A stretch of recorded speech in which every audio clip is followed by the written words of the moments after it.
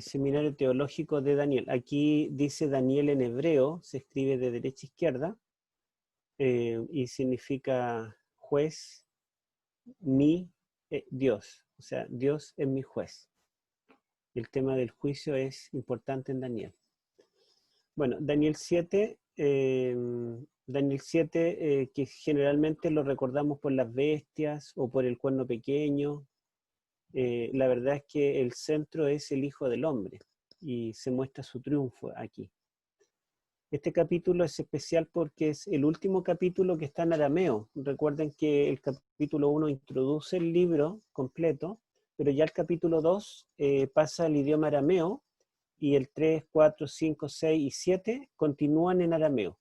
Entonces este capítulo pone fin a una primera mitad de Daniel, pero al mismo tiempo este capítulo es la primera visión que recibe Daniel, porque habíamos dicho que las otras revelaciones de los capítulos históricos son revelaciones que recibieron los reyes. En el capítulo 2 el sueño de la imagen, en el capítulo 4 el sueño del árbol, en el capítulo 5 la revelación escrita, la mano que escribe en la pared. Pero ahora es la primera visión recibida por Daniel y da apertura a la segunda mitad del libro, que son las visiones de Daniel. Esta es una parte escatológica. Entonces este capítulo termina la primera mitad porque al igual que los capítulos 2 en adelante está en arameo. Y también sabemos que tiene relación con la primera mitad porque habíamos dicho que el capítulo 2 y el capítulo 7 son paralelos, porque el capítulo 2 nos habla de los 4 reinos, los 4 metales, los pies nos muestran los reinos divididos, y después la piedra, el reino eterno de Dios. Y el capítulo 7 nos muestra los 4 reinos a través de la figura de las 4 bestias, el reino dividido a través de la figura de los 10 cuernos de la cuarta bestia, y el reino eterno de Dios a través del reino que recibe el Hijo del Hombre por los siglos de los siglos. Entonces el capítulo 7 pertenece a la primera mitad porque da término a esta mitad y es paralelo con el primer capítulo en arameo, pero al mismo tiempo da apertura a la segunda mitad. Este capítulo fue revelado en el primer año de Belsasar, que es el año 549, lo más probable, porque los textos que se han encontrado en la arqueología son un poco ambiguos. Podría ser la fecha el 553 a.C. o el 549, pero la mayoría de los arqueólogos se inclina por el 549 como el primer año del reinado de Belsasar. Este año, el 549, es justamente cuando Ciro, los medios de los persas ya estaban unidos y Ciro está preparándose para atacar al imperio lidio. Todavía no lo ataca, pero es un año importante porque es cuando se une, o Ciro logra unir a los medos y a los persas. O sea, ya existe el imperio medo-persa y está comenzando a conquistar. Aunque es el primer año de Belsasar, y Belsasar reina 10 años, el imperio medo-persa ya está naciendo, está comenzando su historia. Bueno, vamos a decir algo de la estructura literaria del libro de Daniel en general. Dijimos que entre las características de este libro es que las historias que están de los capítulos 1 al 6, este número son los capítulos 1, 2, 3, 4, 5 y 6, tienen una cronología sucesiva. El capítulo 1 es anterior al 2, el 3 es posterior, el 4 es posterior al 3, el 5 al 4 y el 6 al 5. Pero los capítulos 7 al 12, que son las visiones de Daniel, también tienen un orden cronológico secuencial. Cada uno sigue al otro. Pero en realidad no es que siga desde acá, que del 6 siga al 7 cronológicamente, sino que hay una superposición.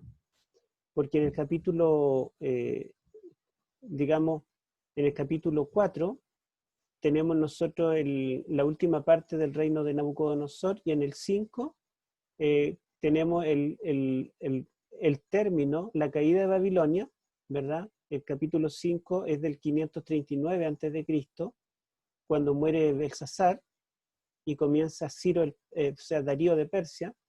En cambio, el capítulo 7 y el 8 son anteriores al capítulo 5, porque son del comienzo del reinado de Belsasar. Estarían entre el capítulo 4 y el 5, tendríamos que ubicar los capítulos 7 y 8.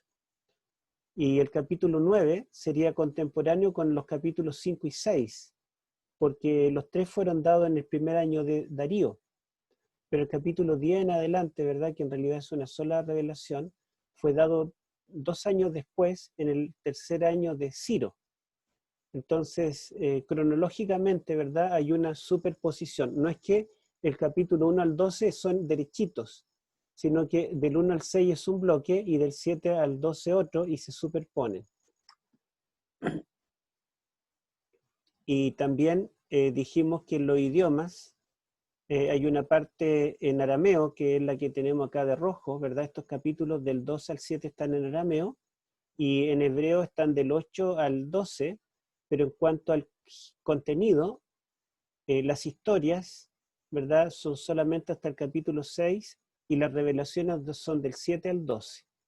Entonces el capítulo 7 pasa a ser como una bisagra que está uniendo las dos mitades de Daniel. El capítulo 1 y la segunda mitad del 12 son introducción y conclusión, y las revelaciones propiamente, ¿verdad?, podemos dividirla en dos mitades, pero el 7 es un nexo que une ambas. Pertenece a la primera mitad y también pertenece a la segunda mitad. Bueno, acá tenemos del capítulo 2 al 12, en distintos colores, la temática. El capítulo 2 y el capítulo 7 dijimos que habla de los reinos que terminan con el reino de Dios, el reino de Cristo, aquí representado por la piedra, en el 7 representado por el Hijo del Hombre, y en los capítulos 11 y 12 también tenemos los distintos reinos que terminan con el reino de Miguel. Entonces la piedra, el Hijo del Hombre y Miguel son, digamos, en la conclusión de todos los reinos, y este reino es reino eterno. La palabra eterno se repite en esas tres partes.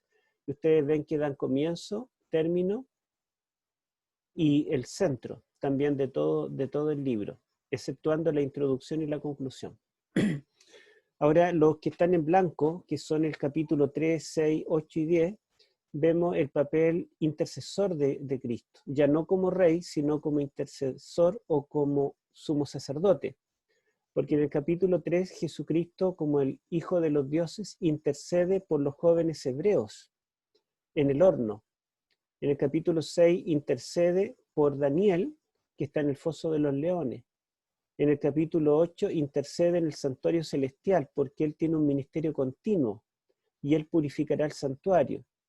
En el capítulo 10, mientras Daniel intercede en oración, aparece Cristo vestido como sumo sacerdote, con su rostro como el sol, una túnica, ¿verdad?, que llegaba hasta los pies, de lino, como el sumo sacerdote, y un cinto de oro. Entonces Cristo se muestra como el verdadero intercesor, como el verdadero sumo sacerdote.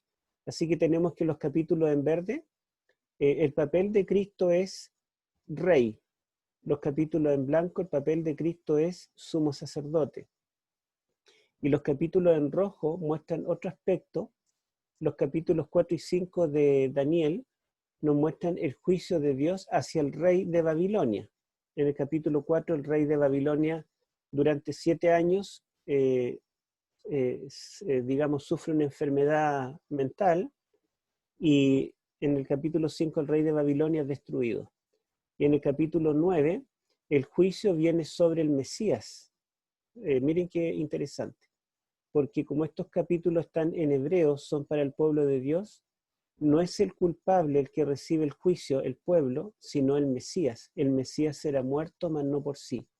Pero acá los impíos, los que no son parte del pueblo de Dios, ¿verdad?, ellos reciben el juicio.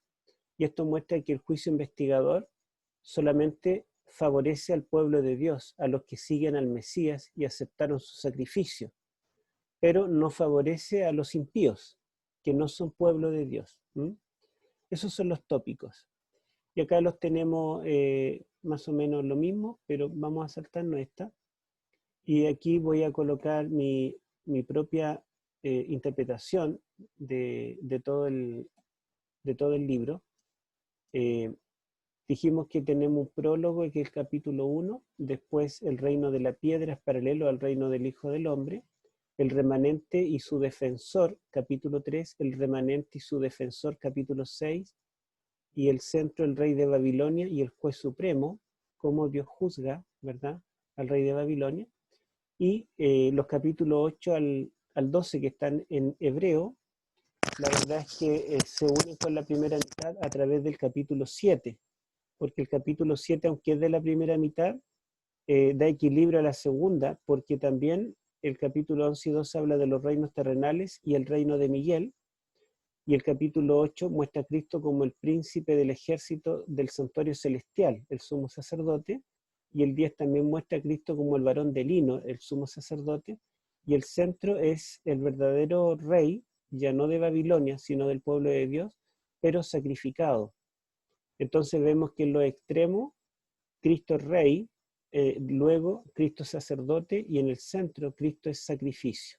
Cristo muere para poder, digamos, ascender al cielo e interceder por nosotros como sumo sacerdote, y finalmente será ungido como rey para venir a buscarnos.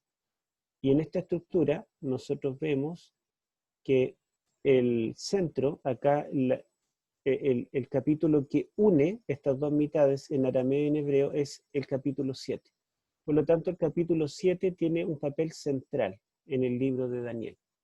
Y curiosamente es el 7.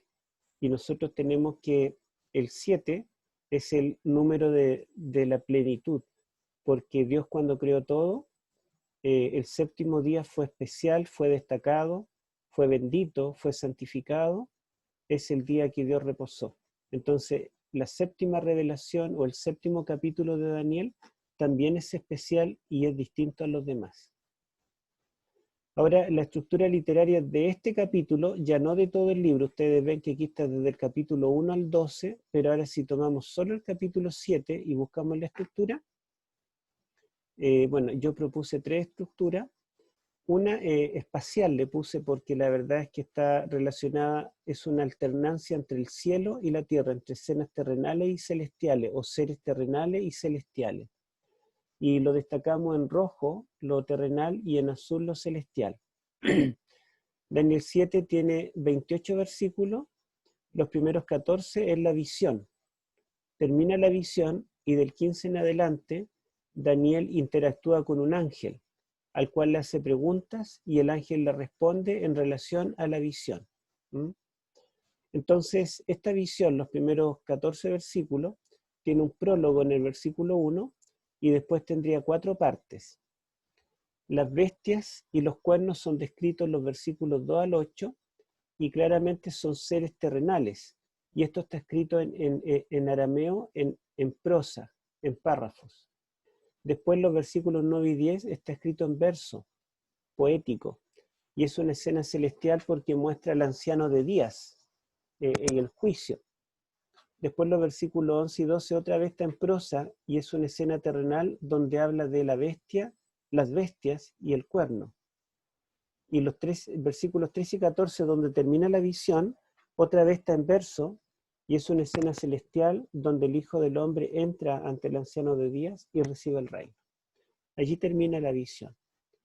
Pero como esta visión es dada en un sueño, mientras Daniel duerme, él no es que terminó la visión y ocurrió otra cosa, sino que él sigue dormido, él sigue en la visión.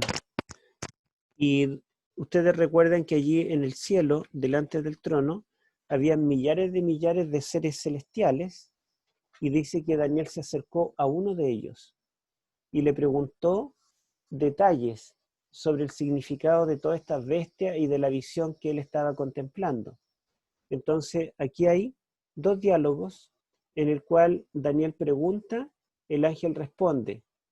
Esto es breve, y después Daniel hace una pregunta bien larga donde añade información, y el ángel da una respuesta bien larga donde añade información. Esta segunda respuesta está en verso, como estas secciones, pero la primera respuesta del ángel está en prosa, no en verso. O sea, tendríamos prosa, estos tres bloques, y verso solamente el último. Lo normal, de acuerdo a esto, sería que la escena celestial o el ser celestial, el ángel, su respuesta estuviera en verso, pero Daniel lo deja en prosa. O sea, igual que estas otras dos. Esto es algo que parece extraño, pero no es una división en cuanto al género, prosa-verso, sino una división espacial, en cuanto a lo celestial y lo terrenal. Aquí la división es pregunta-respuesta, que son 4, y allí bestias, cuernos, juicio, bestias, cuernos, juicio.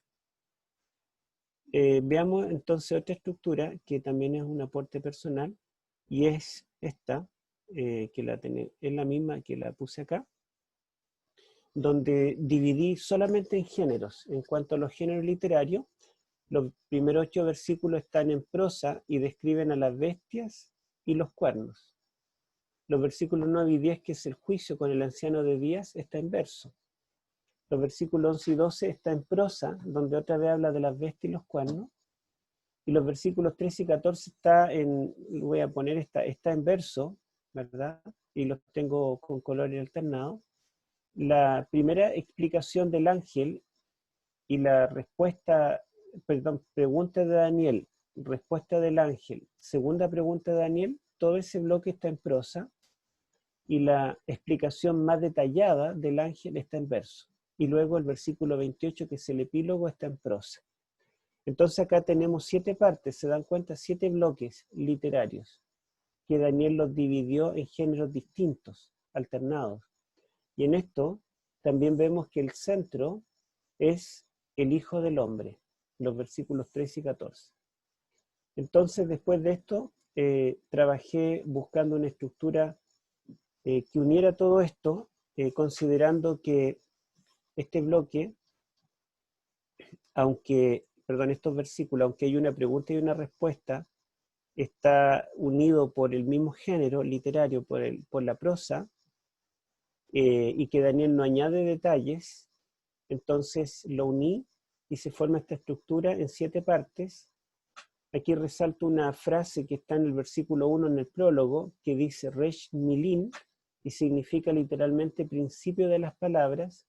Y en el epílogo, el verso 28, dice Sofá dimilta, que significa fin de las palabras. Así que claramente ahí hay un prólogo y un epílogo que dan comienzo y fin a todo este capítulo. Y las divisiones serían los 8 primeros versículos que están en prosa, ¿verdad? Que hablan de las bestias y los cuernos, los reinos terrenales. Y la última interpretación del ángel tiene un énfasis en los reinos terrenales, también en las bestias y en los cuernos. Después, la visión del juicio, versículos 9 y 10, tiene como centro el anciano de días. La primera explicación del ángel, que es bastante amplia, no, esa es la pregunta de Daniel. La primera pregunta de Daniel, que en realidad él explica con más detalle esta visión que tiene aquí, tiene como centro también al anciano de días.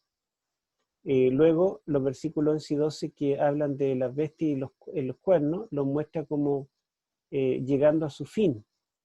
Y los versículos 15 al 18, la primera interacción de Daniel con el ángel, muestra que los santos están desplazando a las bestias, o sea, estas están llegando a su fin. Y el centro sería el reino eterno que recibe el Hijo del Hombre. Ahora, ustedes se dieron cuenta que de todo el libro de Daniel, nosotros seleccionamos el capítulo 7. Y acá, obviamente, el centro del capítulo es el Hijo del Hombre. Y de todas estas secciones del capítulo 7, nosotros tomamos estos 2 versículos, 13 y 14, y los analizamos en arameo, y es lo que tenemos acá, 13 y 14. Y descubrimos otra estructura literaria en quiasmo. Quizás lo leemos en nuestra Biblia primero. Leámoslo cómo está en la Reina Valera. A ver quién lo puede leer en la Reina Valera, para que después lo comparemos con el original en arameo. Le toca al hermano Adame. ¿verdad? Capítulo Sí. 7, 13 y 14. ¿Lo leo, pastor? ¿Sí? Ya, dice así. Proseguí mirando en las visiones nocturnas, he aquí con las nubes de los cielos venía como un hijo de hombre, y llegó hasta el anciano de días, lo hicieron acercarse ante él, y le fue concedido señorío, gloria y un reino para que todas las naciones y lenguas le sirvan.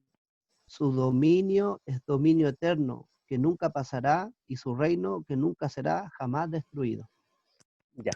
Bueno, así dice la Reina Valera, pero cuando uno lo ve en el idioma original se da cuenta que el orden de las palabras, de la sintaxis dentro de la oración, el dónde coloca el verbo, el sujeto al predicado, es un poco distinto. Aquí la primera línea en realidad no es un verso poético, no está en verso sino en prosa.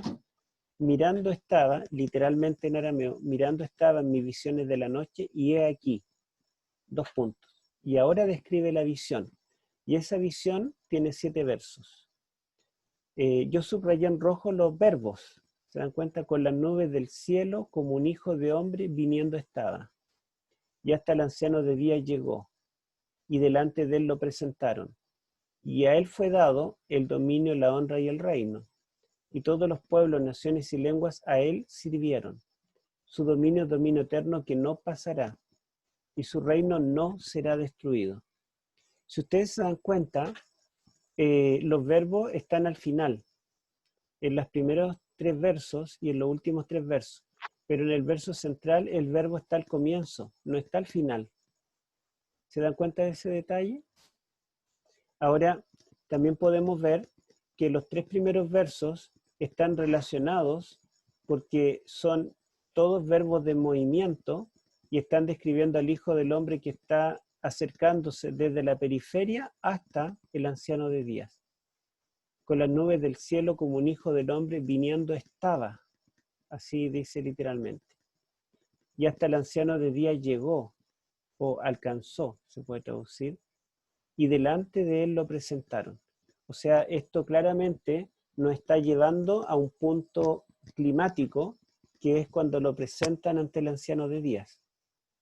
Y cuando él está frente al anciano de días, dice el texto, y a él fue dado el dominio, la honra y el reino. Ese es el clímax narrativo o del relato, ¿verdad?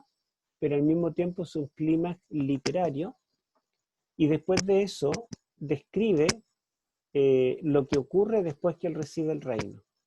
Y todos los pueblos, naciones y lenguas a él sirvieron. Su dominio es dominio eterno que no pasará, y su reino no será destruido. Si nosotros nos damos cuenta, eh, estos 3 verbos tenían que ver con movimiento, estaban llevándonos a un punto donde el Hijo recibe el reino. Y estos 3 últimos describen ese reino o las características, ¿verdad? O lo que ocurre después de recibir el reino, y tienen un sentido de plenitud, porque aquí, una vez que el Hijo del Hombre recibe el reino, podemos decir que ahora es rey. Este rey, que es humano, pero sentado en el trono celestial, es servido o adorado. El verbo se puede traducir como servir o adorar. Y él es servido o adorado por todos los pueblos, naciones y lenguas. El sentido de plenitud, todos le adoran. En cuanto al tiempo, ¿cuánto durará su dominio? Dice que es eterno. En cuanto a duración, también es pleno. ¿Se dan cuenta? Es pleno en cuanto a lo que abarca, a cuántos le adoran, y también es pleno en cuanto al tiempo que abarca. Es eterno. Todo el tiempo, durará todo el tiempo, es eterno. Y en cuanto a la durabilidad, o en cuanto podríamos decir a la indestructibilidad, también es pleno, porque este reino no será destruido, a diferencia de los otros reinos terrenales que tienen un fin, una destrucción. Ahora podemos ver otros detalles. Ustedes se dan cuenta que el primero, el segundo verbo están en singular, y se refiere a acciones de Cristo, en este caso, Él viniendo estaba, Él llegó. Pero el tercero está en plural, lo presentaron. Y no es una acción de Cristo, sino que es una acción de los seres celestiales que lo presentan a Jesús ante el Padre. Y acá vemos que la letra B', como acá, y la A, también es tan singular. El reino como tal no pasará, el reino como tal no será destruido, el reino del Hijo del Hombre. El Hijo del Hombre estaba viniendo, el Hijo del Hombre llegó, el reino del Hijo del Hombre no pasará, el reino del Hijo del Hombre no será destruido. En singular y refiriéndose a él. Pero acá, en la letra C, el verbo está en plural. Y no es la acción ni del Hijo del Hombre ni de su reino, sino de otros, las naciones, los pueblos, las lenguas, a él sirvieron. Y acá, delante de él, lo presentaron.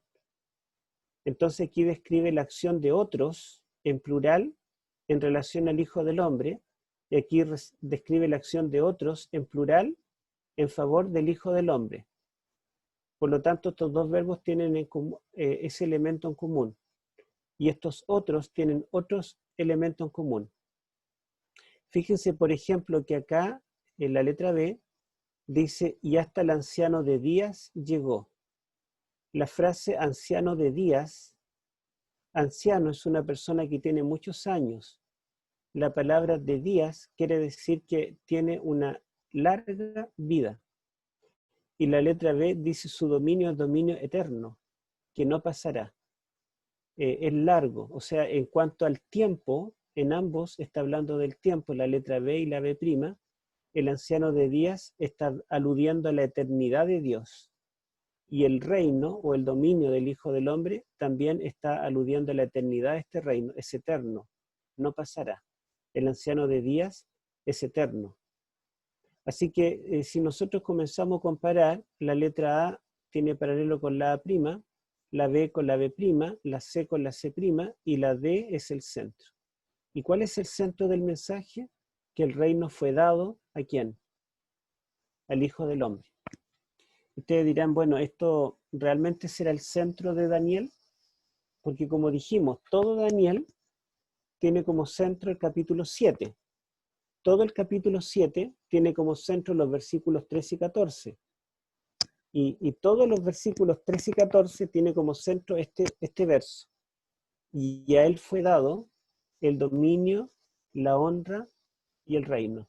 Este verbo, el verbo dar, que aquí está en arameo, en el idioma hebreo, aparece en los primeros dos versículos de Daniel. Fíjense cómo dice Daniel capítulo 1, versículos 1 y 2. Leámoslo, hermano Ricardo. Dice así: en el año tercero del reinado de Joacim, rey de Judá, llegó a Jerusalén Nabucodonosor, rey de Babilonia, y la sitió. Y Adonai entregó en su mano a Joacim, Judá, y parte de los utensilios de la casa de Dios, y los llevó a la tierra de Sinar, al templo de su Dios, y colocó los utensilios en el tesoro del templo de su Dios. Ya. Entonces allí está describiendo la venida de un rey. Este rey es Nabucodonosor. Nabucodonosor está viniendo a Jerusalén y la sitia.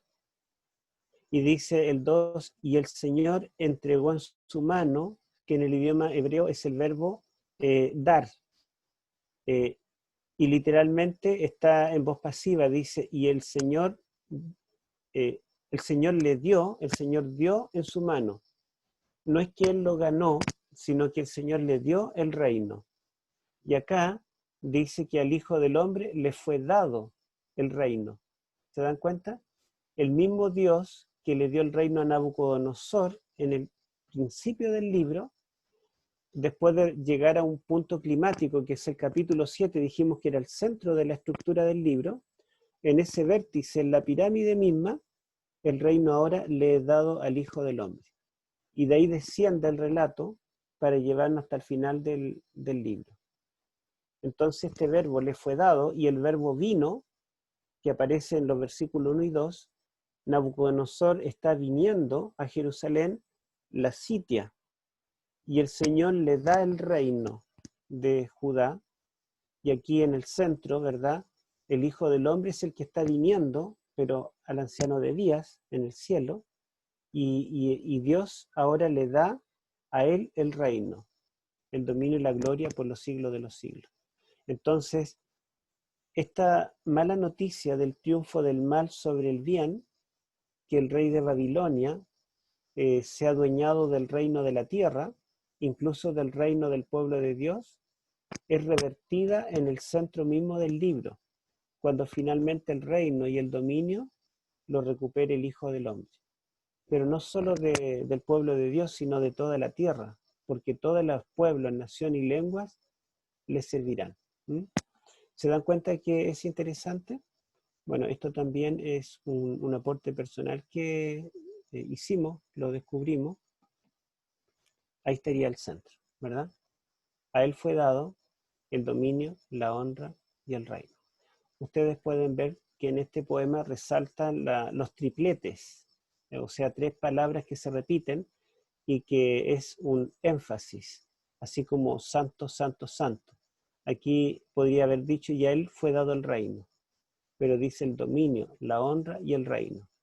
Y así también los que le sirven son los pueblos, naciones y lenguas. También dice su dominio, el dominio eterno, y su reino, dominio, dominio, reino. Él estaba viniendo, llegó, lo presentaron. Si ustedes analizan este poema, en realidad es muy perfecto, tiene muchos detalles que lo unen y que muestran que el momento crucial de la historia es cuando el Hijo del Hombre reciba el reino.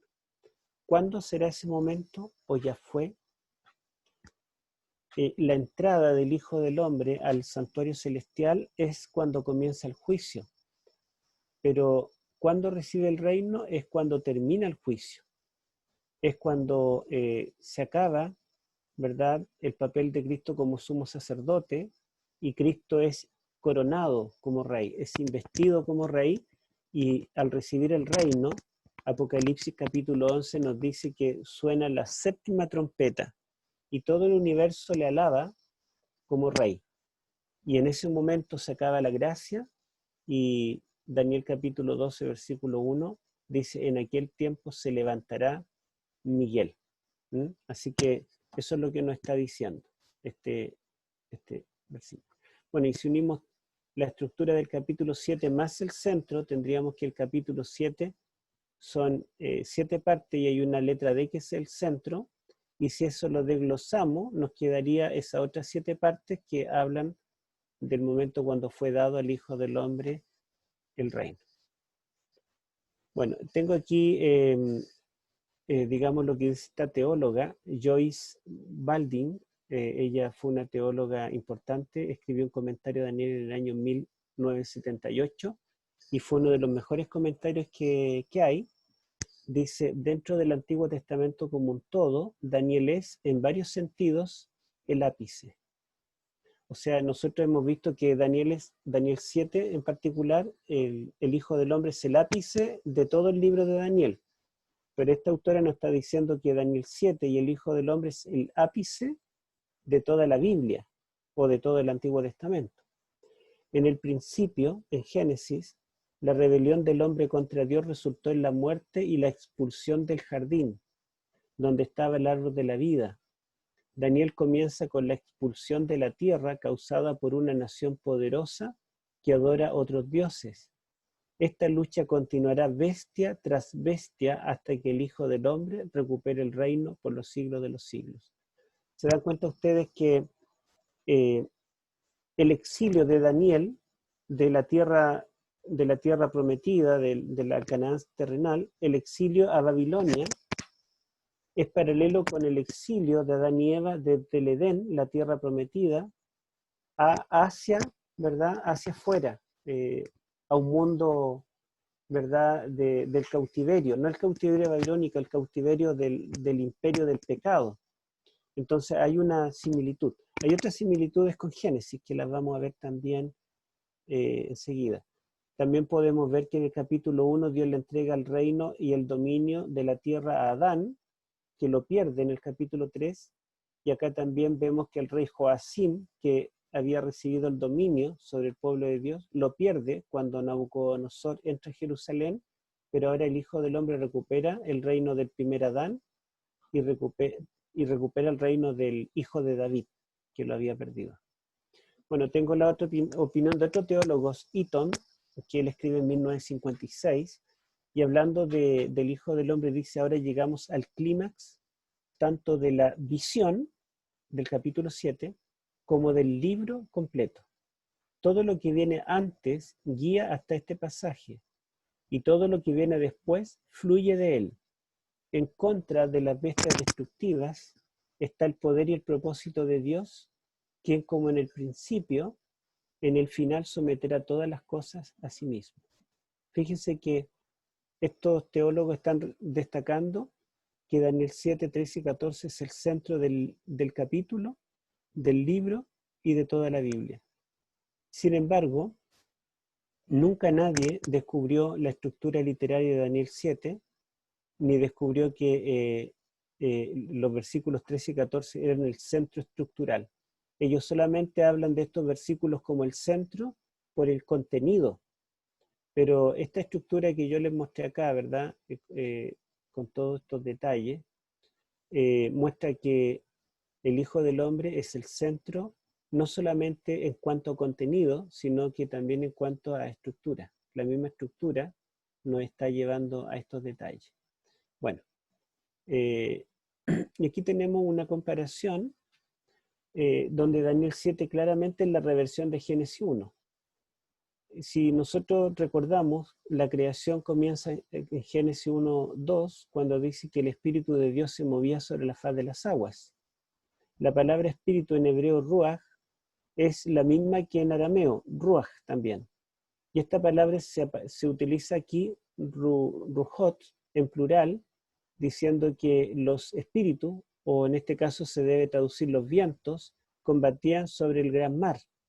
Así como el Espíritu Santo se movía sobre el mar primigenio, ¿verdad? Sobre las aguas, el planeta cubierto de aguas. Aquí vemos que hay 4 espíritus o 4 vientos que combaten sobre las aguas del mar. Un paralelo, ¿verdad? Así comienza la creación y así comienza la visión. Luego en Génesis tenemos que la creación de los seres vivos, los seres animados, comienza cuando surgen las bestias, surgen del mar y luego de la tierra. Y en Daniel 7 vemos que surgen las bestias del mar, ¿verdad? Hay 4 bestias. Digamos, la última creación de Dios es Adán, cuando Dios crea al hombre. Y tenemos que la última parte de la visión es cuando aparece en las nubes el Hijo del Hombre.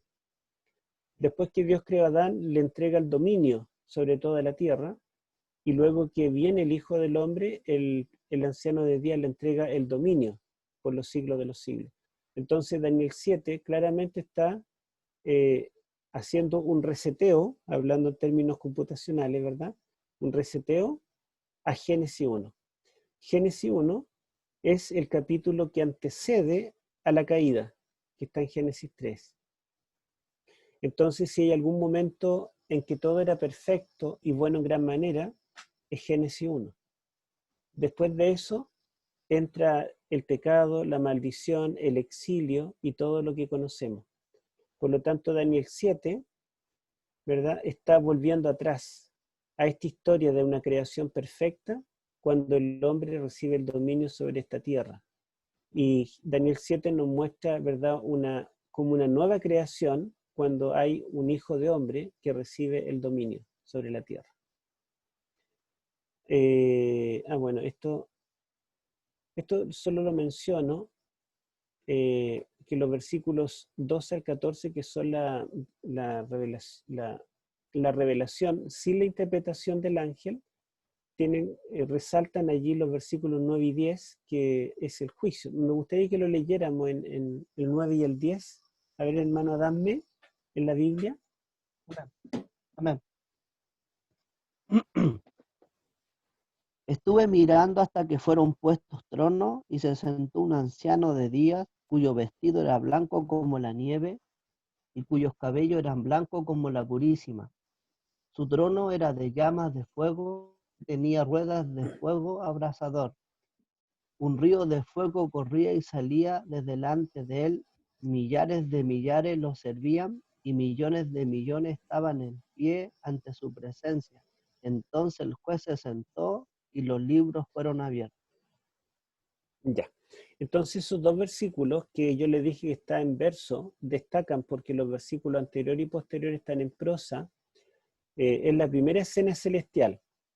Cuando el Hijo del Hombre recibe el reino, es la segunda escena celestial. Y esta primera escena celestial también tiene una estructura en forma de quiasmo, de paralelos, y esto lo descubrió el doctor William Chea, que fue mi profesor.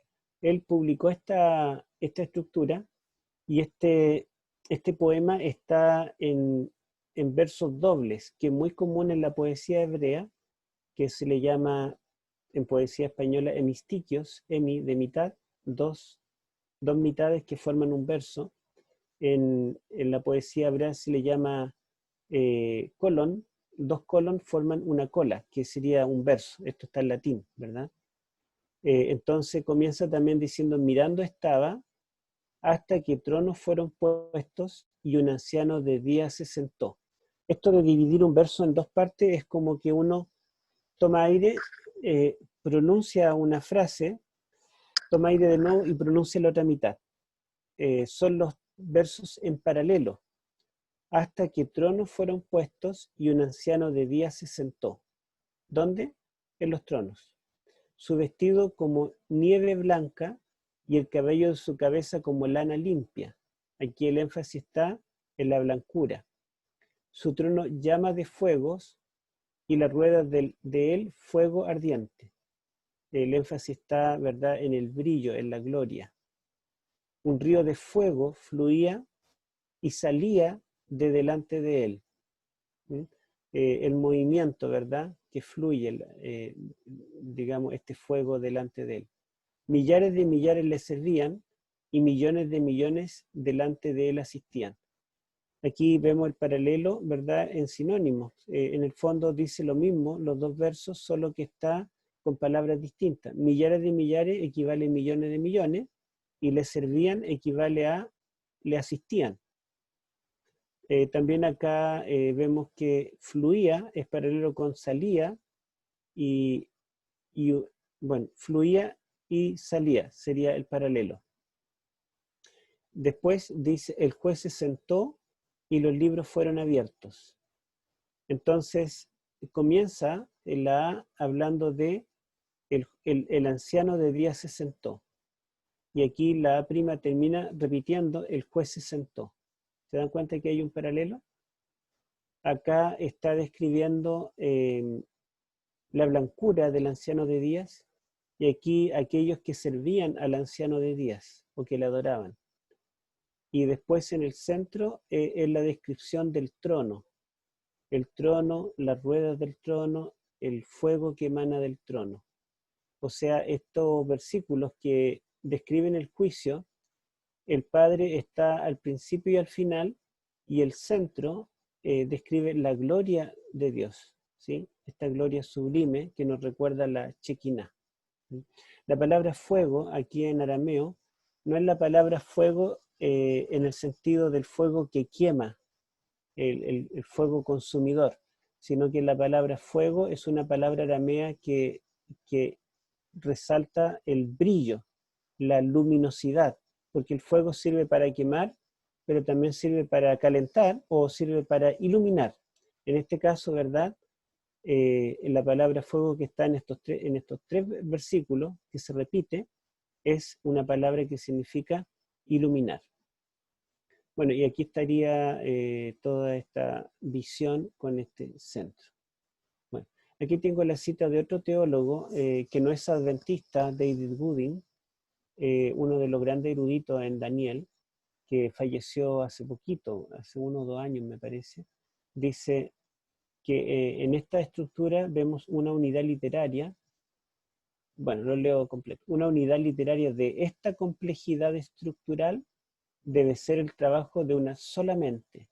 Recuerden ustedes que los teólogos dicen que Daniel fue escrito por distintas personas, en el siglo I, hay algunas partes que fueron escritas antes, otras después, y en el siglo II, perdón, antes de Cristo, hubo un compilador, y que este compilador y los que escribieron Daniel no tenían idea de la historia, y un capítulo no, como decimos en chileno, no pega ni junto uno con el otro, parece que es un gran desorden, hay inexactitud histórica, etc.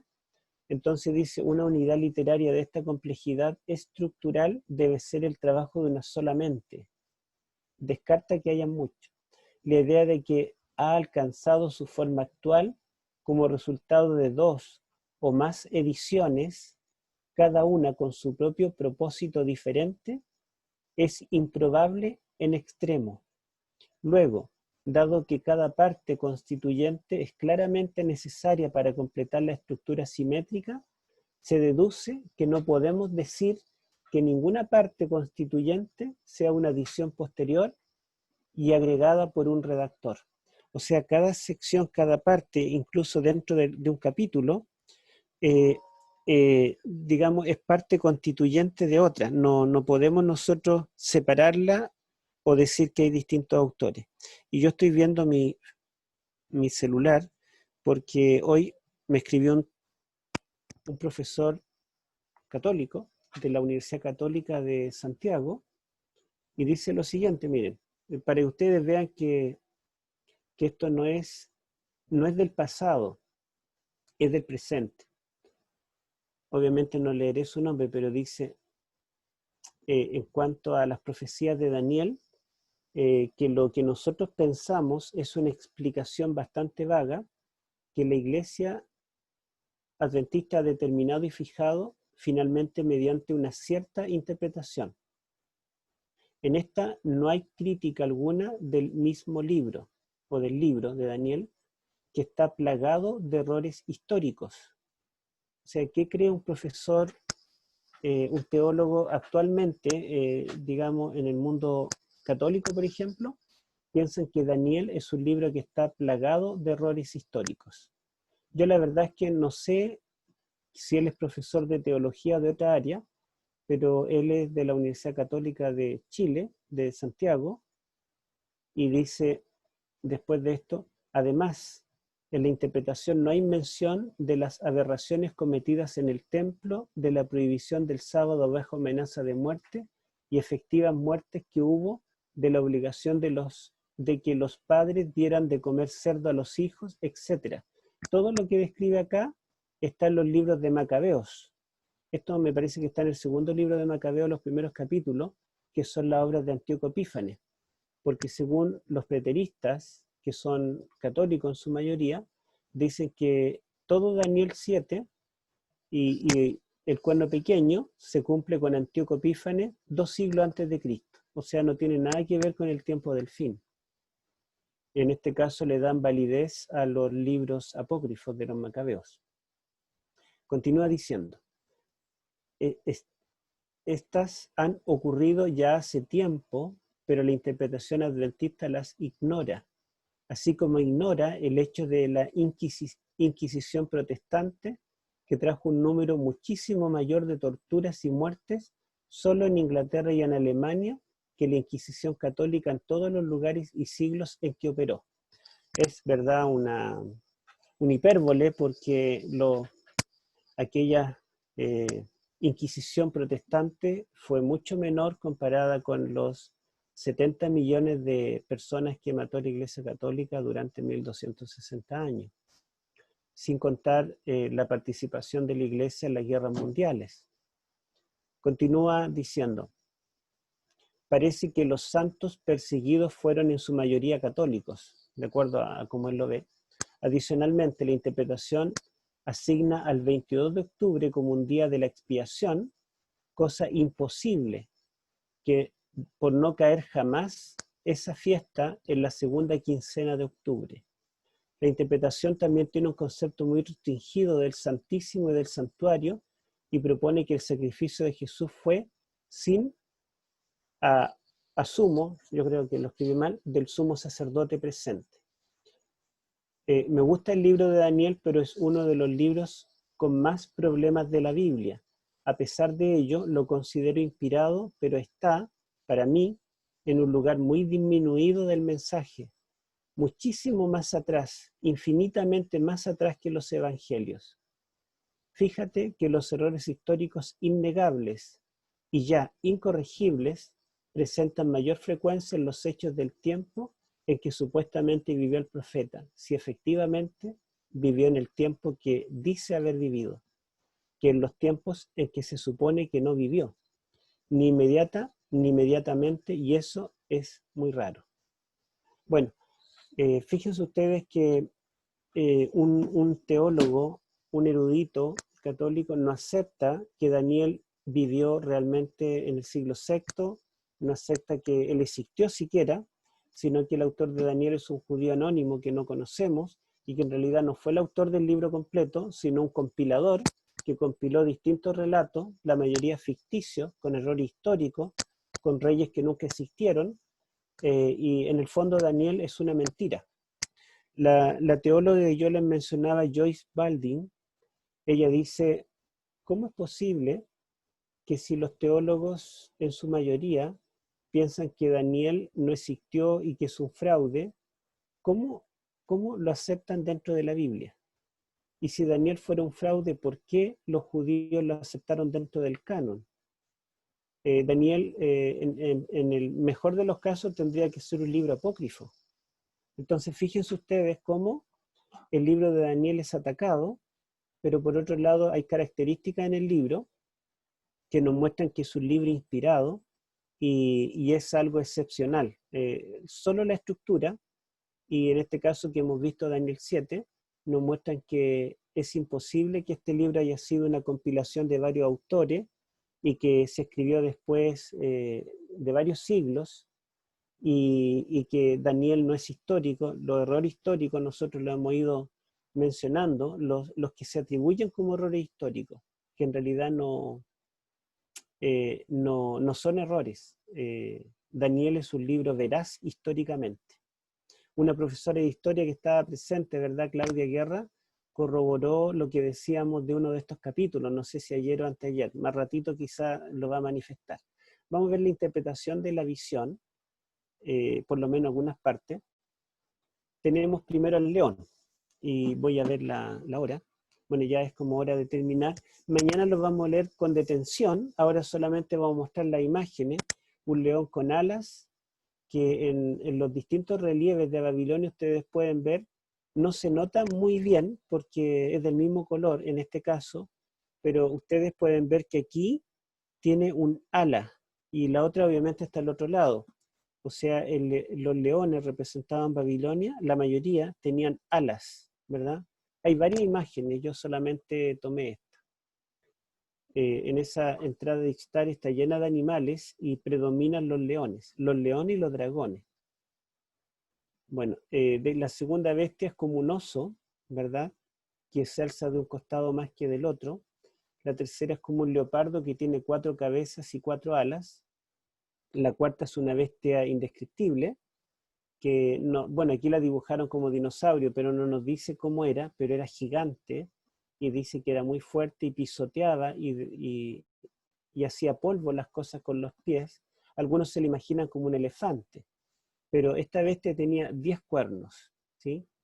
Y dentro de los 10 cuernos surge un cuerno pequeño, que al crecer derriba 3 de los principales. Después de esto, dice que ve una escena celestial donde ve al anciano de días y el trono, y finalmente la visión termina cuando el Hijo del Hombre entra y dice que él viene en las nubes del cielo, alcanza al anciano de días, como que se para frente a él, y lo ofrecen o lo presentan al anciano. Y él le entrega el reino, el dominio y la gloria por los siglos de los siglos.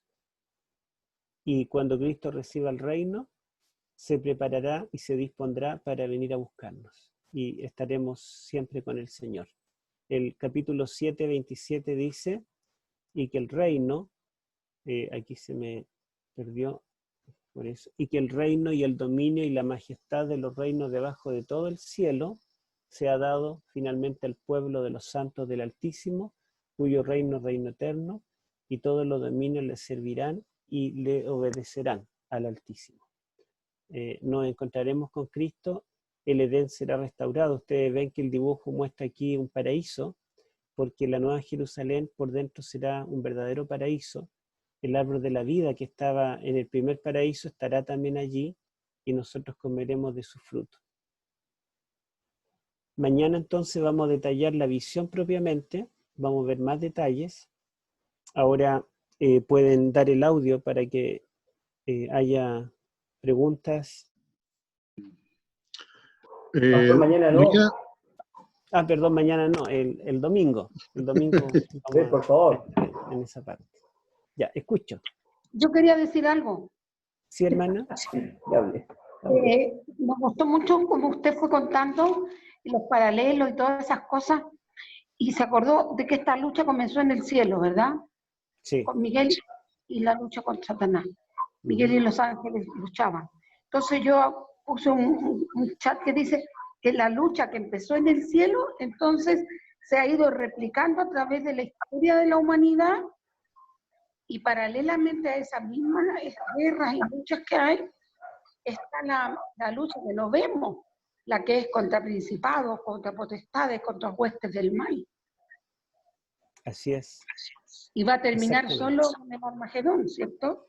Claro, ustedes ven que aparentemente Adán y Eva perdieron el reino de la tierra, pero nosotros vemos en Daniel 7 que le da un carácter celestial, porque es allá en el cielo, delante del trono de Dios, en la presencia de millares de seres no caídos, que es donde el Hijo del Hombre recupera el reino. Entonces, amén. Esto es parte de este conflicto cósmico, y ya en Daniel 7 se le da ese carácter. Pero mencionamos varios detalles en los capítulos anteriores que también está presente este aspecto cósmico, ¿verdad? Claro. Solamente que ahora las visiones mucho más explícito. Claro.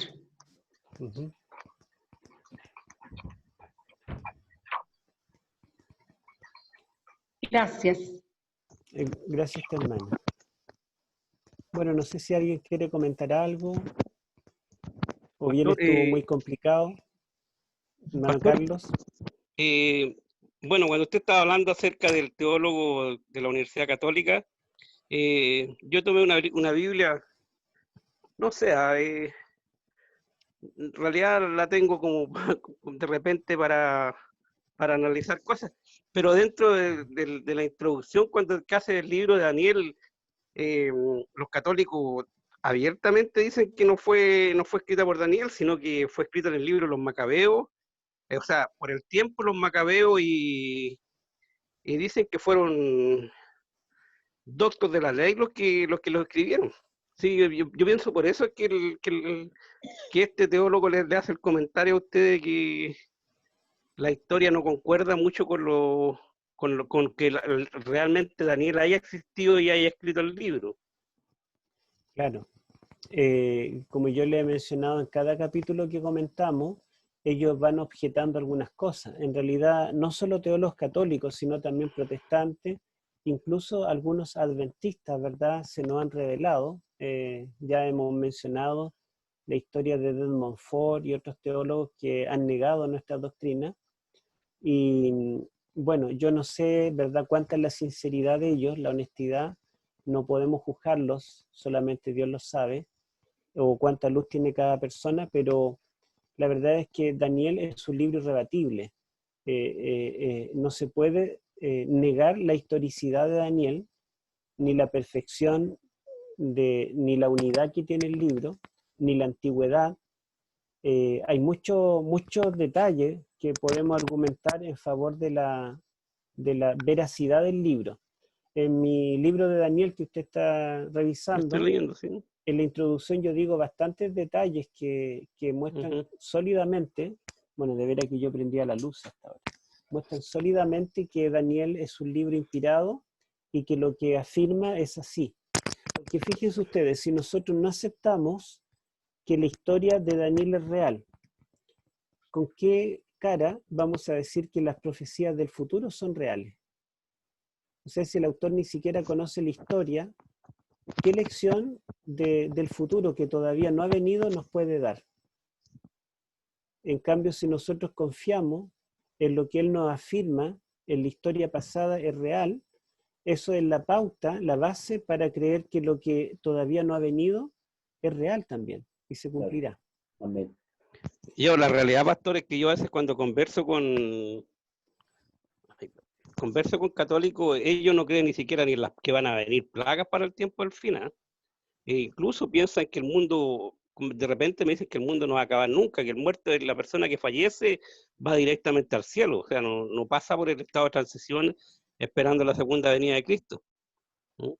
Entonces, de allí es donde uno empieza a cuestionar que ellos, las profecías de Daniel, no las dan por, no las dan por hecho que van a ocurrir y gran parte ya ocurrieron.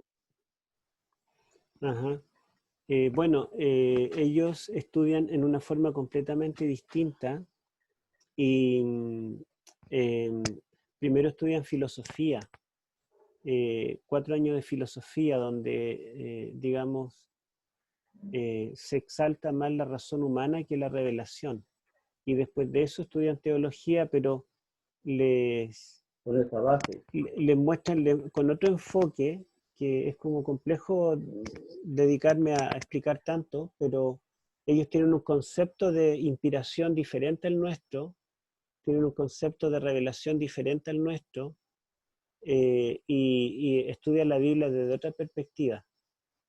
Pero la verdad es que la Biblia es veraz y los teólogos conservadores se han dedicado a demostrar esto. Y dentro de los teólogos conservadores, quizá la única iglesia que es conservadora, digamos, completamente, podríamos decir, en las profecías por lo menos, es la iglesia adventista, pero también tenemos teólogos conservadores fuera de nuestra iglesia, como yo le mencioné a Joyce Baldwin, que ella defendió la veracidad de Daniel, y también hay teólogos católicos que lo reconocen.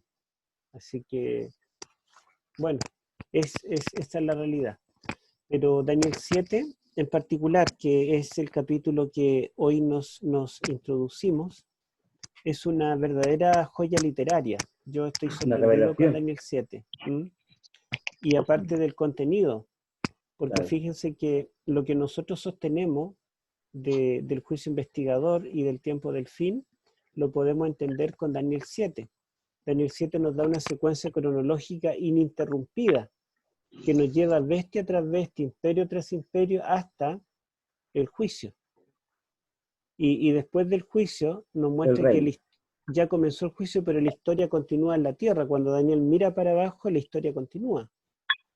Y luego el Hijo del Hombre recibe el reino, o sea, el reino es posterior. No es, digamos, anterior al juicio. Esa secuencia cronológica es muy valiosa porque nos da la pauta también para entender Daniel 8 y Daniel 11. Sí, pastor, lo que yo quería, La hermana Carmen Luz decir, tenía una pregunta. La hermana Carmen Luz Barría. Ya. Y después la hermana Gloria, ¿ya? Tenía una Hermana pregunta. Carmen.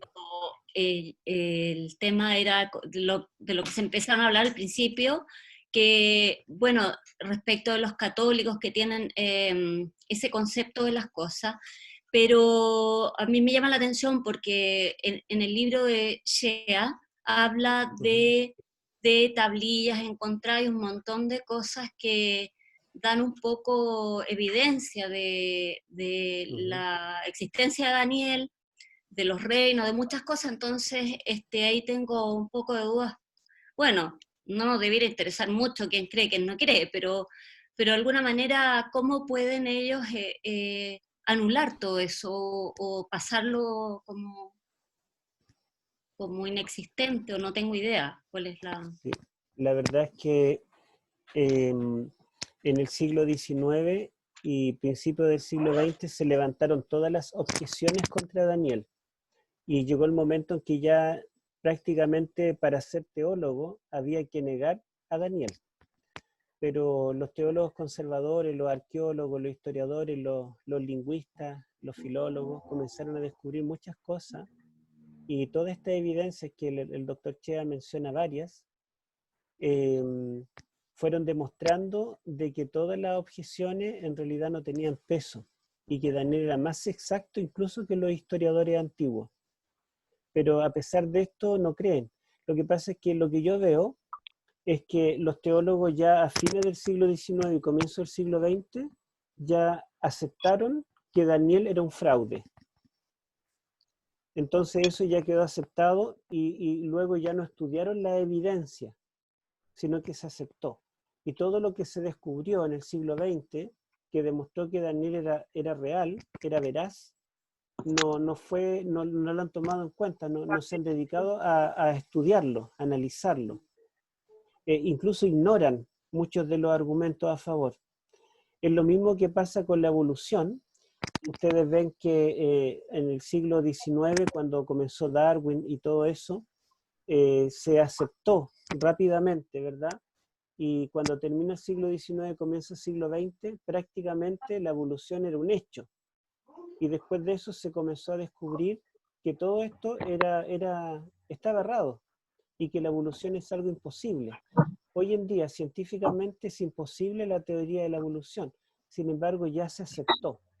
Como se aceptó la evolución como un hecho, ahora la ciencia avanza a partir de ese peldaño ya puesto. Ya está la piedra de base puesta y ellos avanzan encima, pero no revisan el fundamento. No revisan si la evolución tiene o no fundamento, porque ya lo aceptaron, no vuelven atrás. Pero ellos ignoran, ¿verdad?, los argumentos de los científicos cristianos. Ni siquiera le dan lugar para ser publicados. Entonces, como lo ignoran, ellos simplemente están viendo todos con un anteojo, un color. Es como ponerse un anteojo de un color verde y todo lo veo verde. Pero si me saco los anteojos, ¿verdad?, mis prejuicios, voy a ver que hay otros colores también. Gracias, Héctor. Hermana Gloria. Sí, lo que yo quiero comentar, que lo importante de todo esto es que nosotros lo que creamos. Lo primero es eso. Y lo segundo, ya les conté, yo fui catequista, me eduqué en colegio monja. Yo vine ya un poquito, estando recién casada, a conocer la palabra de Dios. Por algo se nos prohibió tantos años la Biblia. Por algo. Prohibía leer la Biblia. Hace unos años atrás me tocó a mí, una amiga me hizo participar en un grupo de ecumenismo de una iglesia en Linares. Y la verdad que la gente que ellos aceptan para que estudien la palabra de Dios es gente de la alta alcurnia, desde los alcaldes, intendentes, jueces, etc. Pero siempre el guía es ser sacerdote y siguen no sabiendo nada. Porque aquí el que domina es el sacerdote y el sacerdote no le conviene que la gente aprenda. Pero por eso el Señor dice en muchas partes de la Biblia, aquí hay entendimiento, el que lee entienda, aquí hay sabiduría, etcétera, etcétera. Y es para el que escudriña particularmente la Escritura. Y nosotros fuimos llamados a esta luz admirable para poder nosotros ser luz ante esta gente que no entiende nada. O que no se dan la importancia o no se dan el tiempo para estudiar la palabra de Dios. Y hoy más que nunca, que estamos en los tiempos del fin, es cuanto más luz tenemos que dar, que para eso fuimos llamados. Y para eso fue el privilegio que el Señor nos llamó, y estamos en esta iglesia que el entendimiento y la sabiduría que tiene no la tiene otra iglesia. Y por eso estamos en esta clase y queremos aprender más y queremos que nos enseñen más, y para aprender y para crecer. Amén. Destaco lo que dice Juan la hermana al principio, sobre todo, que dice lo importante es lo que creamos nosotros, ¿verdad? Lo importante es que nuestra iglesia cree estas verdades, y ahora estamos saturados de seminarios que se están dando de nuestros mejores teólogos, un privilegio que antes era imposible, ¿verdad?, escuchar un erudito en Andrew, pero ahora digamos, esto que nos encerró, nos cerraron la iglesia, fue una bendición, porque ahora Amén. tenemos acceso ilimitado y tenemos mucho fundamento para creer lo que creemos. En realidad no es que nosotros creamos porque somos ingenuos, porque somos ignorantes, sino que es al revés. La verdad es que tenemos mucha evidencia y es lo que queremos hacer. nosotros los estamos preparando a ustedes. No solo yo, sino, digamos, la iglesia a través de seminarios, a través de los teólogos, los simposios que se están dando, son distintos medios que Dios está levantando para poder preparar al pueblo de Dios, porque ustedes son los que van a tener que dar testimonio. Y fíjense que no va a ser un ignorante el que los va a cuestionar, va a ser un erudito, un teólogo, un doctor en teología, pero ustedes van a poder demostrar con argumentos que incluso algunas de esas personas van a conocer la verdad en ese momento. Amén. Por lo que ustedes le puedan decir. Amén. La hermana Giglia Trevisiol tiene una pregunta. Hermana Giglia, por favor. Hola, aquí medio me la estaban contestando, pero no entiendo mucho. Lo que pasa que, como estaba leyendo los capítulos, me quedó una duda entre el capítulo 1 y 2, porque en el 1 se indica que Daniel tuvo que estudiar 3 años para después dar un examen y ser aprobado, y servir al rey ya que aprobó el examen. Pero en el capítulo 2 indican, en el segundo año del reinado de Nabucodonosor, tuvo Nabucodonosor el sueño y Daniel se lo interpretó y Nabucodonosor le dio honores y todo. Entonces como que no me cuadran las dos fechas y me falta historia. Entonces quisiera si me puede explicar eso, un poquito para que... Bueno, eso está en uno de los videos, me parece que el 2 o el 3, ya lo explicamos, pero le digo rapidito. En Babilonia, la forma de fechar la historia era que el primer año del rey, cuando comenzaba a reinar, no se contaba como año primero, sino se le llamaba el año de ascensión. Entonces, el año primero era el segundo año. Supongamos que ahora uno de nosotros comienza a reinar. Estamos en el año 2020, estamos en el mes de julio. Entonces, no es que comenzaba este como primer año, hasta julio del otro se contaba un año, sino que de aquí hasta diciembre se contaba como año cero, año de ascensión. Y recién el 1 de enero del año 2021 comenzaba el primer año. Entonces, cuando dice que fue en el año segundo del reinado, para nosotros debemos entenderlo como el tercer año del reinado de Nabucodonosor. Entonces coincidieron ambos hitos, en que interpretó y fue aprobado. Claro, además que el año académico en Babilonia, similar a nosotros, no eran 12 meses completos, sino que había también meses de vacaciones. Entonces seguramente se graduaron y después vinieron las vacaciones, o sea, pasó un tiempo, ¿verdad? Coinciden. Ya coinciden. Ya, gracias. Sí. El hermano Ricardo Adasme y después la hermana Melania Soto, me parece que tiene, ¿o no? ¿Tiene prendido el micrófono? ¿No? Ya. Sí, entonces el hermano Ricardo Adasme. Pastor, mire, le quería hacer una cosa. Lo que pasa es que como usted mencionó el tema del árbol de la vida, disculpe por salirme un poquito del tema, sí, igual. Lo que pasa que la Biblia dice que cuando nosotros aceptamos a Jesús, de hecho la Biblia dice que el que tiene al Hijo tiene la vida. Yo no sé si cuando se coma del fruto del árbol de la vida va a ser para preservar la vida, porque también el libro de Apocalipsis habla acerca de que es para la sanidad de las naciones. Entonces a mí siempre me ha surgido esa pregunta, porque allí en Isaías 66, cuando dice que de mes en mes y de sábado en sábado vendrán todos a adorar delante de mí. Yo hace un tiempo atrás escuché a un teólogo de la iglesia, un pastor, que él decía que de mes en mes nosotros íbamos a comer del árbol de la vida para preservar la vida. Entonces me gustaría saber qué piensa usted acerca de aquello. Bueno, es otro tema, pero vamos a decir algo breve. Nosotros tendremos vida eterna, pero la vida no es algo intrínseco nuestro, sino que Dios es el dador de la vida. Nosotros tendremos vida eterna, pero no seremos dioses. La vida eterna será un don de Dios. Y el árbol nos va a mostrar esa dependencia. Si efectivamente el comer del árbol cada mes, como dice el texto, que de mes en mes dará su fruto, si el comer del árbol va a permitir que podamos continuar con esa vida eterna, o simplemente el comer del árbol será un encuentro con Dios, un deleite al paladar de probar el fruto, y el árbol de alguna forma nos dé alguna energía o nos ayude en alguna forma, pero la vida eterna ya está asegurada, no lo sé. Nosotros sabemos hoy en día que digamos, los alimentos nos dan la vida o nos prolongan la vida, porque si dejamos de comer, finalmente nos morimos. En el cielo también vamos a comer, también vamos a alimentarnos, vamos a seguir teniendo un sistema digestivo. Entonces la nutrición va a ser parte del cielo, pero este árbol es especial porque este árbol es el árbol de la vida. Ahora en el Edén, cuando Dios creó al hombre, Adán y Eva, también ellos tenían que alimentarse.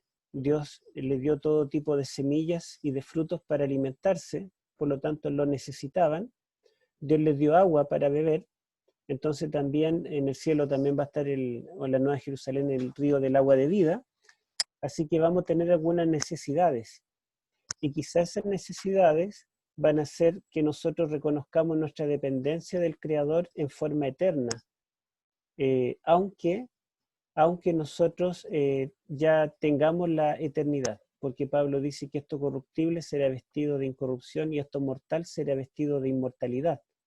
Seremos inmortales, pero al mismo tiempo vamos a depender de los dones de Dios para preservar esa eternidad. ¿Mm? Amén. Muchas gracias, pastor, por su respuesta. Uh-huh. El hermano Raúl Suárez pregunta si el anciano de días de Daniel 7:13 es el mismo anciano venerable de rostro que es la cabeza del que habla en Isaías 9:15. No. En Isaías 9:15 está hablando en términos genéricos. Cuando dice el anciano venerable de rostro se refiere a los ancianos en general. Pero esas características o cómo se apreciaban los ancianos en el pueblo de Dios y en el antiguo cercano oriente nos sirve para entender esta metáfora de Dios como anciano, porque el anciano era mirado como alguien venerable, el anciano era mirado como alguien sabio. En Proverbios dice que la gloria del anciano es su sabiduría, su experiencia, ¿verdad? Y la gloria del joven es su fuerza. El anciano no tiene la misma fuerza del joven, pero tiene una sabiduría que el joven no tiene. Y es propio de los jóvenes errar. Entonces era, digamos, la virtud que describe Isaías 9:15, que lo contrapone, ¿verdad?, al anciano venerable de rostro con aquel que es falso profeta.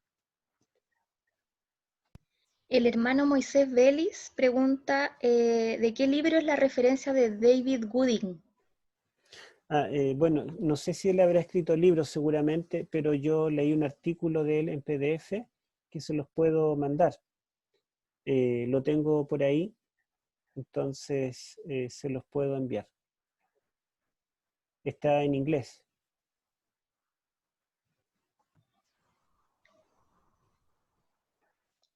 ¿Alguien, no sé si alguien más quiere decir algo? ¿O quedan unos minutos? Hay un hermano acá que pregunta, pero no está relacionado mucho con el tema, no sé si le puede darse una pequeña... Habla de si le podría dar argumentos sólidos que afirman que la evolución es imposible.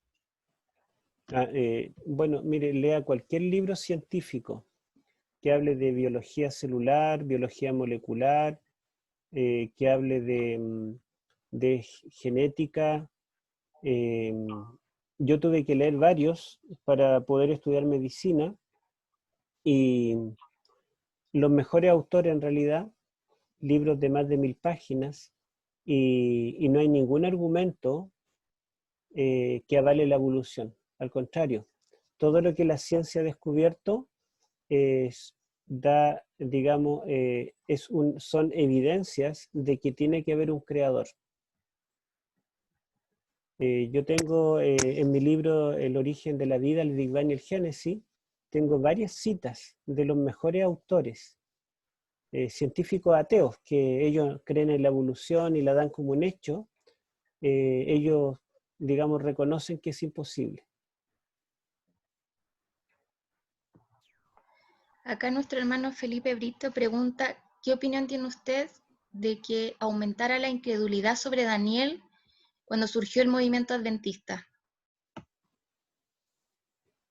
Sí, es curioso que justamente en el siglo XIX, cuando Daniel prácticamente fue descartado, es cuando surge el adventismo. En cierta forma, bueno, como les digo, es más o menos paralelo, aunque obviamente tiene raíces anteriores. Se comenzó a desconfiar de Daniel porque Daniel, por ejemplo, menciona que Belsasar era el último rey de Babilonia y que Babilonia fue tomada por Darío el Medo, pero los historiadores griegos, que ellos nos contaron la historia, ellos eran los que escribían y hacían historia, nos dicen que el último rey de Babilonia era Nabonido y que Babilonia fue tomada por Ciro. Entonces, Nabonido, Ciro, y Daniel era el único que decía Belsasar, Darío. Parecía que Daniel estaba errado históricamente, ¿verdad? Y lo mismo que la hermana preguntó por qué en el capítulo 2 dice el año segundo, si Daniel tuvo que estudiar 3 años antes de ser considerado parte de los sabios. Y es porque también se ignoraba este tema de cómo contabilizaban las fechas los babilonios o en Babilonia. Y eso se descubrió también en el siglo XX. Uno de los grandes historiadores de Mesopotamia que descubrió la cronología de Babilonia y de los reyes en general fue Edwin Till, que fue un teólogo adventista. Él, digamos, referencia, si ustedes buscan en Wikipedia, va a aparecer Edwin Till cuando busquen cronología, y todos los que hacen historia y cronología citan a Edwin Till. Así que también, digamos, se descubrió eso y muchas otras cosas. Pero fuera de eso, el método histórico crítico, el método que comenzó a resaltar la razón sobre la revelación, la Biblia, lo sobrenatural, fue atacado porque solamente lo natural fue aceptado. En este caso, la creación fue atacada porque es algo sobrenatural, la apertura del Mar Rojo, la resurrección de Cristo, y obviamente Daniel y Apocalipsis porque estos libros predicen el futuro, pero humanamente es imposible conocer el futuro. Y por eso los críticos dicen que Daniel vivió en el siglo II, porque ya había venido Babilonia, Medo-Persia, Grecia, y Roma estaba surgiendo como el imperio más poderoso. Así que el autor no es que predijo estos 4 reinos, sino que él los vio. Por lo tanto, podía decir en forma precisa que el primer imperio fue Babilonia, segundo Medo-Persia, tercero Grecia y cuarto Roma. Aquí no hay nada sobrenatural, no hay predicción del futuro. Así que, bueno, esto fue, y después cuando apareció el movimiento adventista, que fueron no solamente los adventistas del séptimo día, sino muchos más católicos también, que predicaron el advenimiento de Cristo y descubrieron Daniel y Apocalipsis, cuando ellos pusieron una fecha para la segunda venida, que fue 1844, y esa fecha no vino, entonces los críticos dijeron, ¿se dan cuenta? Si nosotros tomamos en serio las profecías de Daniel, vamos a llegar a conclusiones erradas. Esto es una prueba de que este libro no es inspirado. Así que el mundo cristiano que confiaba en Daniel y en Apocalipsis como que nos dejó solos y se dio como un hecho de que efectivamente Daniel y Apocalipsis no son profecías predictivas veraces. ¿Sí? Así que esto empeoró la situación. Sin embargo, el chasco fue de los intérpretes, fue un error de interpretación, no fue un error de Daniel. Fue como se interpretó Daniel, ¿verdad? Y este chasco sabemos que estaba profetizado y Dios lo permitió por algún motivo. Amén. El hermano Ángelo Valeta quiere hablar, un comentario. Hermano Héctor, buenas noches. Buenas noches. Mire, en relación a que usted comentó que yo, al igual como usted lo mencionó, creo que llegó una era de la digitalización de todos los contenidos. Y se ha abierto, de verdad, como que uno ahora casi está saturado de cultos por allá, por acá. Ahora varios de acá estamos viendo los cultos que se están haciendo en California, con grandes expositores. Entonces, mi consulta era para usted, no sé si usted ya lo ha hablado o si lo ha pensado, pero creo yo que sería el momento en que en su ministerio crearan una página web donde usted pudiera subir constantemente contenido, los videos, los documentos. Yo pienso que sería de una gran ayuda, porque con todo el conocimiento que usted tiene, en una página web es la manera más simple de compartir un contenido, porque todas las profecías de las que usted hablaba, de los mensajes, están sueltos, están en YouTube. Pero si yo a alguien le dijera, mira, métete a esta página web, ahí tú vas a encontrar todos los estudios, incluso también ahí usted puede crear un carrito de compras para que la gente pueda acceder a sus libros. Entonces, en realidad era quizás como un incentivarlo. Yo consumo mucho, digamos, material digital y sería un buen momento para que usted tuviera en proyecto una página web. Eso era lo que quería. Bueno, el hermano Jorge Araya me hizo un canal de YouTube. Entonces ya él está agrupando en ese canal todos los videos, los distintos seminarios. Y también hay un hermano pentecostal que me hizo una página web. Mire qué interesante, porque en un seminario anterior, en un seminario del año pasado, yo tuve Y yo hermanos soy de otras mormón. iglesias. No, mentira. Y este hermano me hizo una página web, pero la verdad es que no sé si la página está vigente porque fue el año pasado y bueno, yo no sabía administrarla. Él tenía que entrar cada vez y ahora ese hermano está un poquito deprimido espiritualmente, entonces no hemos tenido mucho contacto y la verdad es que la página ya se me olvidó, pero sí, esa es la que dicen allí, estudios teológicos. Esa es la página, no sé si está vigente o no. ¿Sí? Estudiosteológicos.cl es la página que me hizo este hermano, con la ayuda del hermano Rodrigo Díaz. Bueno, pastor, si es que en algún momento retoma a crear esta página, yo me ofrezco como voluntario para cooperar. Yo no soy experto en informática, nada, pero sí en subir contenido, en editar, digamos, téngalo presente. Yo me podría ofrecer en su ministerio. Bueno, después por el WhatsApp quizás podríamos Amén, hermano. comunicarnos. Ustedes tienen mi WhatsApp y ver si podemos hacer algo. Logró que varios de ellos participen y ustedes ven que está haciendo algo al nivel más elevado que nosotros tenemos para entregar como iglesia. Este pastor estaba emocionado, cómo Dios está dirigiendo esto. Pastor. ¿Sí? Bueno, de este grupo tenemos la bendición, no sé si estará Michael por acá, ¿ya? Tenemos la bendición de estar en la escuela de teología con los profesores de Andrew, partimos el domingo antepasado. De veras que en Santiago también se está dando un Sí, la seminario. Nación Metropolitana tiene la escuela teológica, así que los días jueves tenemos un grupo pequeño nosotros con un profesor de Andrew, con el pastor Muñoz, y ahí fue una bendición, una invitación, ¿ya? Entonces yo creo que la iglesia en sí se está dando cuenta que la hermandad tiene hambre de aprender. Sí. O sea, no tan solo y no menospreciar la fe de Jesús, sino que estamos yendo un poquito más allá, ¿cierto? Para poder fortalecer nuestra fe